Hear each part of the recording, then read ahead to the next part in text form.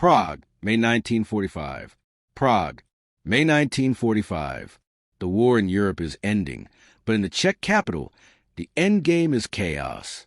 Soviet forces have entered the city from the east. American troops are 40 miles away, held back by political agreements still being negotiated.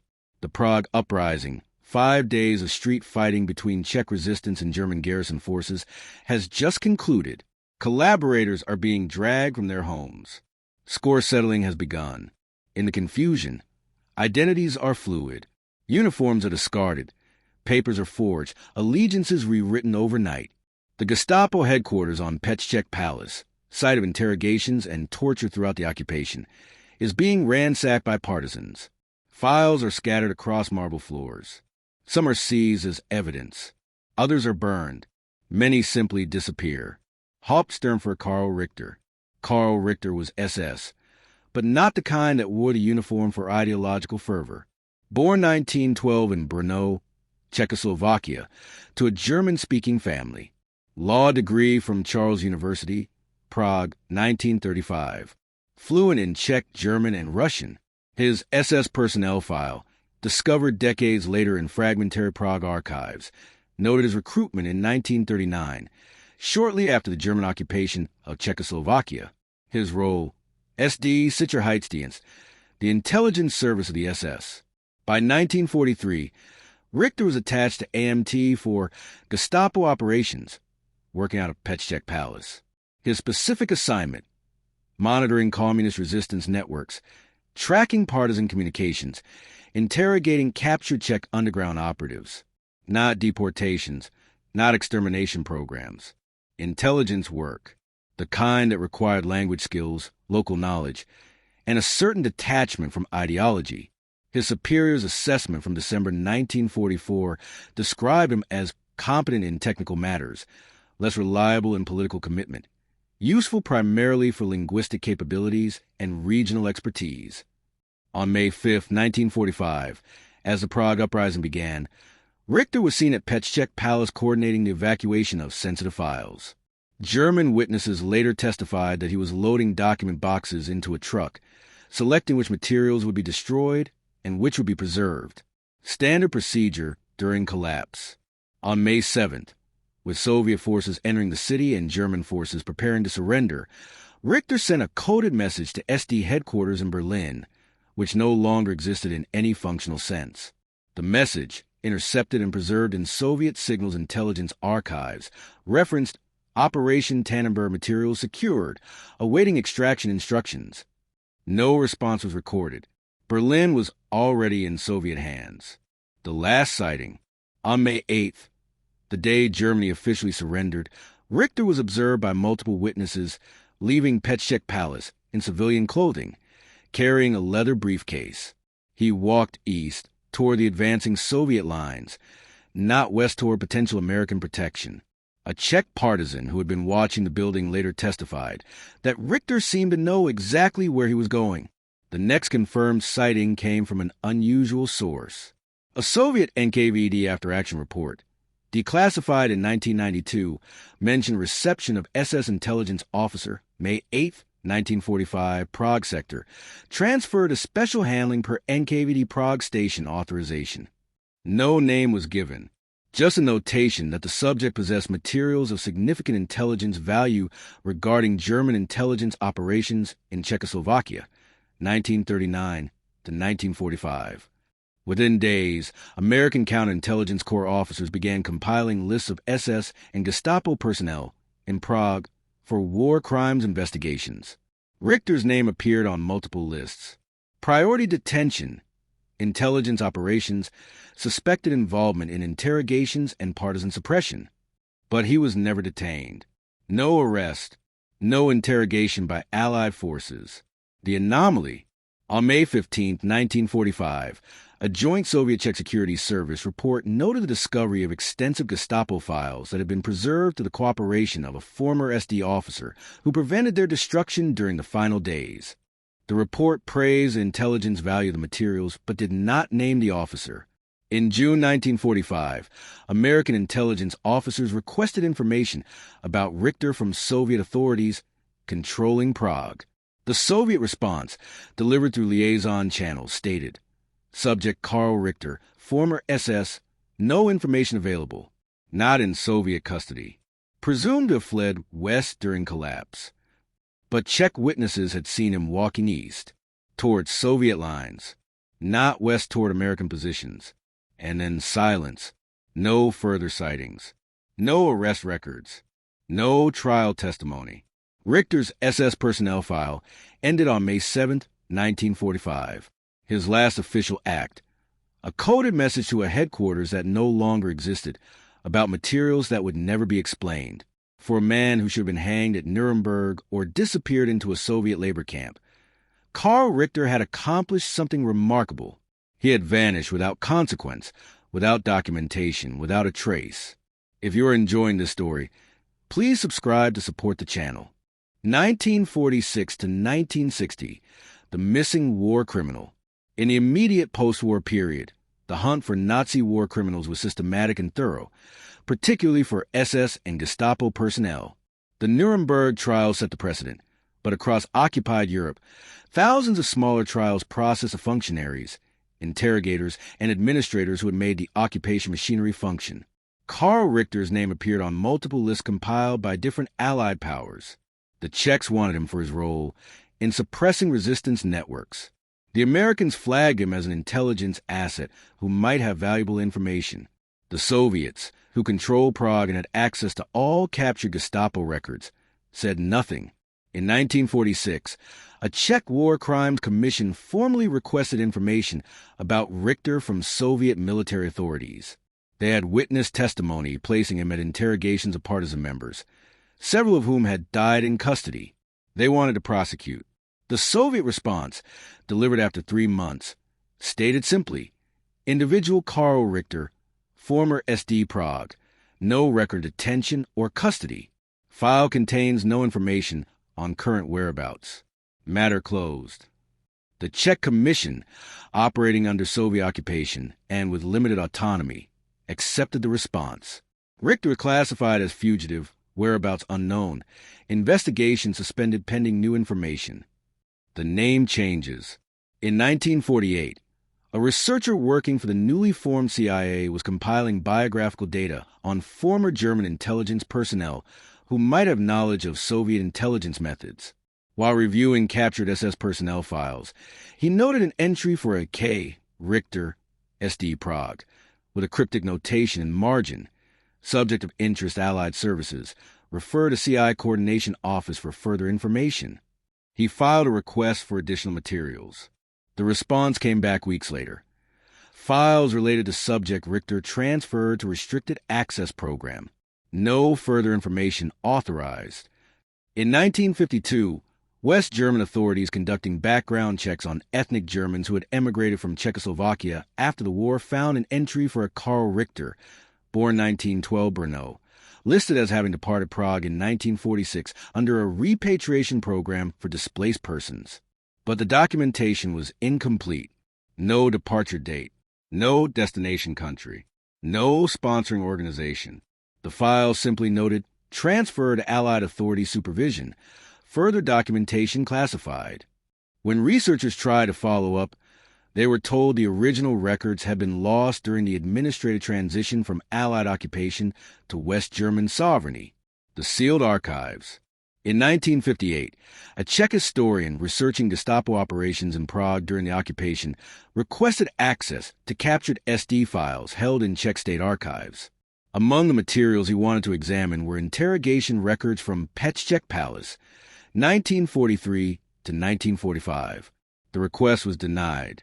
The archives informed him that materials related to intelligence operations during the liberation period remain classified under agreement with Allied nations.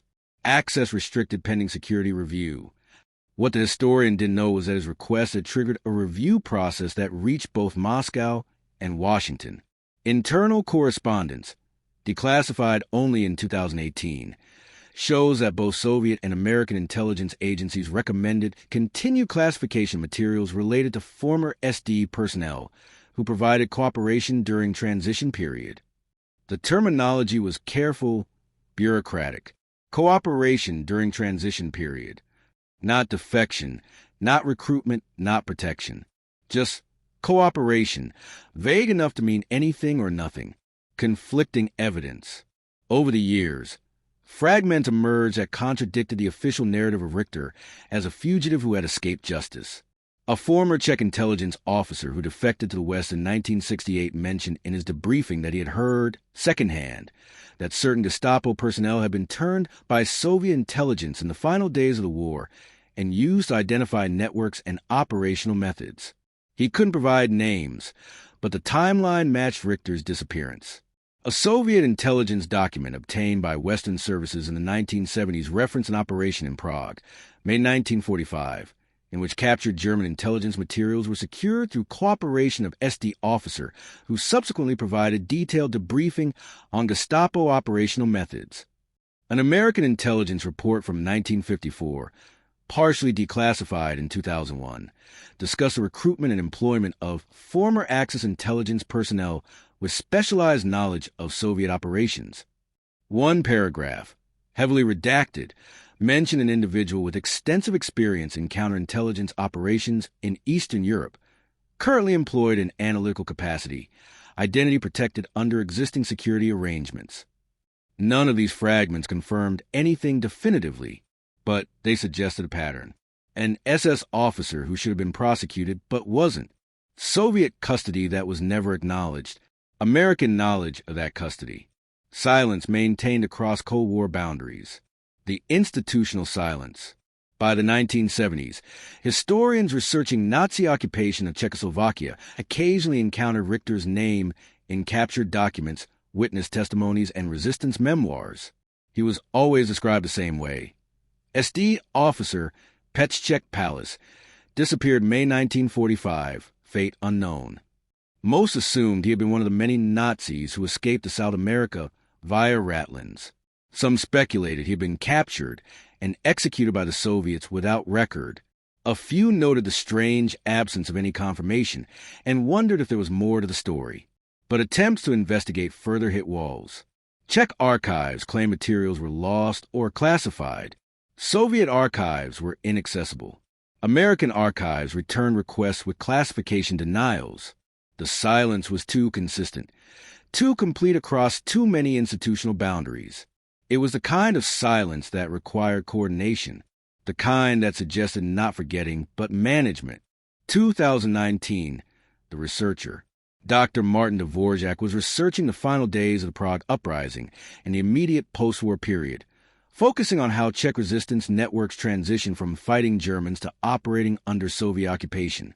A historian at Charles University, Dvorak had spent years working through archives in Prague, Moscow, and Washington, trying to piece together what had happened during those chaotic weeks in May 1945.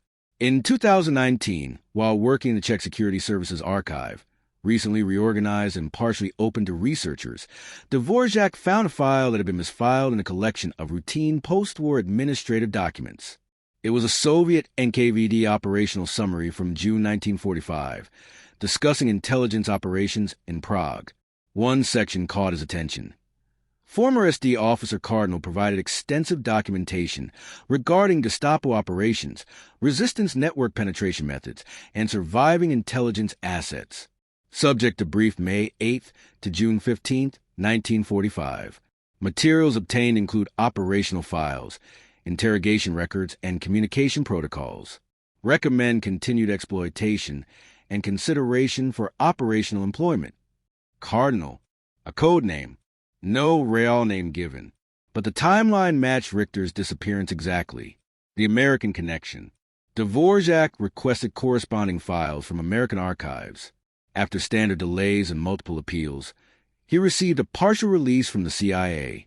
The documents were from 1952, discussing intelligence cooperation with Soviet services during the transition period after the war. One memo mentioned Cardinal, former SD Prague, currently employed by Soviet services in analytical capacity, has provided valuable insight into German intelligence methods and surviving networks in Eastern Europe. Information shared per intelligence exchange agreement, 1947. Another document, from 1954, noted concerns about Potential compromise if Cardinal's wartime role becomes public knowledge. Recommend continued non-disclosure and maintenance of classification on related materials. The files confirmed what Dvorak had begun to suspect. Richter hadn't escaped.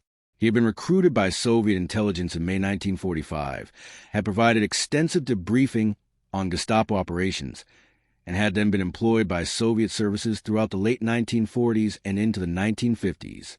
But when had the cooperation actually begun? And what had he done that made Soviet intelligence willing to protect an SS officer from prosecution? The British files. The breakthrough came from an unexpected source. In 2024, the UK National Archives released a batch of wartime intelligence correspondence that had been held under extended classification. Among the documents was a 1944 memo from British intelligence in Istanbul discussing potential recruitment targets within German intelligence services operating in Eastern Europe. One paragraph mentioned SD officer Prague, identified through Czech resistance contact, expressing willingness to provide intelligence in exchange for post-war protection. Subject has access to Gestapo operational methods and resistance network files. Recommend coordination with Soviet services given subject's location and likely liberation by Red Army. The memo was dated November 1944, 6 months before Richter disappeared. The name was redacted, but the context was unmistakable. Another British document, from March 1945, noted that Prague contact confirmed ongoing cooperation, providing intelligence on German counterintelligence methods and planned destruction of sensitive files. Arrangements made for reception by Soviet services upon liberation. Richter hadn't switched sides in the final days, scrambling to save himself as the Reich collapsed. He had been working with Allied intelligence for at least 6 months before the end, providing information while still serving in his official capacity at Petschek Palace, still interrogating resistance members, still coordinating Gestapo operations. The full picture. Dvorak assembled the timeline methodically. In late 1944, Richter had made contact with British intelligence, likely through Czech resistance intermediaries. He had offered to provide intelligence on Gestapo operations in exchange of protection after the war. The British, recognizing that Prague would fall to Soviet forces, had coordinated with Soviet intelligence to arrange his reception. In May 1945, when the war ended, Richter had walked into Soviet custody carrying Gestapo files he had deliberately preserved. He was debriefed extensively, provided information on German intelligence methods and resistance network penetrations, and was then employed by Soviet intelligence services. The Americans knew, the British knew, the Soviets protected him, and all three maintained silence about his survival and employment, because revealing it would have required explaining why an SS officer, who should have been prosecuted, was instead being used for intelligence purposes. But crucial questions remained unanswered. What specific intelligence had he provided in 1944 to 1945 that made his recruitment worth the moral and political cost? How many resistance members had he betrayed before a supposed cooperation began? And where was he now? Dvorak filed requests for additional declassification. The responses were predictable. Materials related to Cardinal operation remain classified. National security equities. No release authorized. The final document. In his research, Dvorak found one more piece of evidence.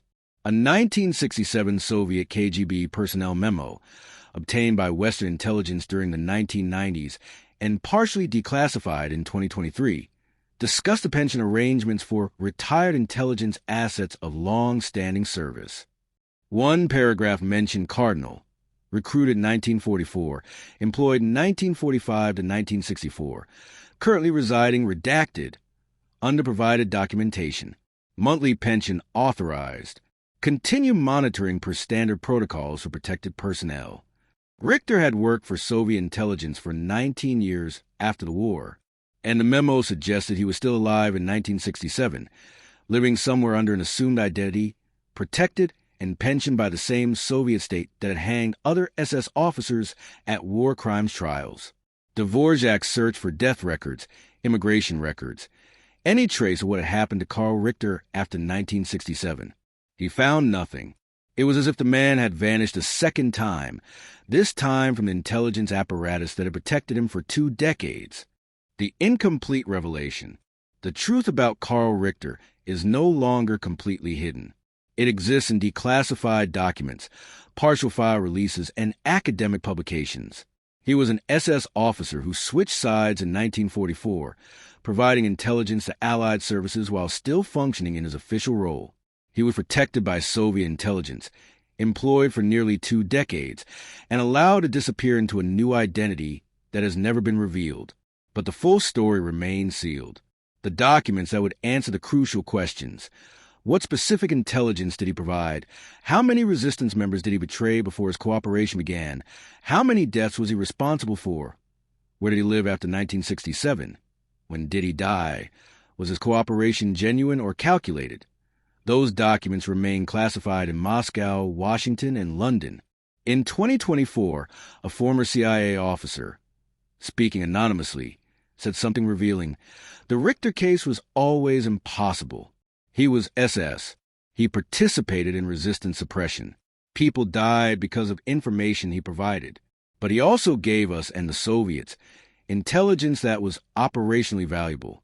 The calculus was always, is what he knows worth more than what he did? For 20 years, 3 governments answered yes. Declassifying the full file would mean admitting that calculus publicly, and nobody wants that conversation. The pattern. Dvorak's research revealed something larger than one man's betrayal and protection. In the declassified files, he found references to at least 5 other SD and Gestapo officers in Eastern European capitals who disappeared in May 1945 under similar circumstances. Prague, Vienna, Budapest, Bucharest, Warsaw. In each city, as German control collapsed and Soviet forces arrived, certain intelligence personnel vanished from arrest lists, were never prosecuted, and appeared only as code names in fragmentary intelligence reports. Bishop, Rook, Night Tower.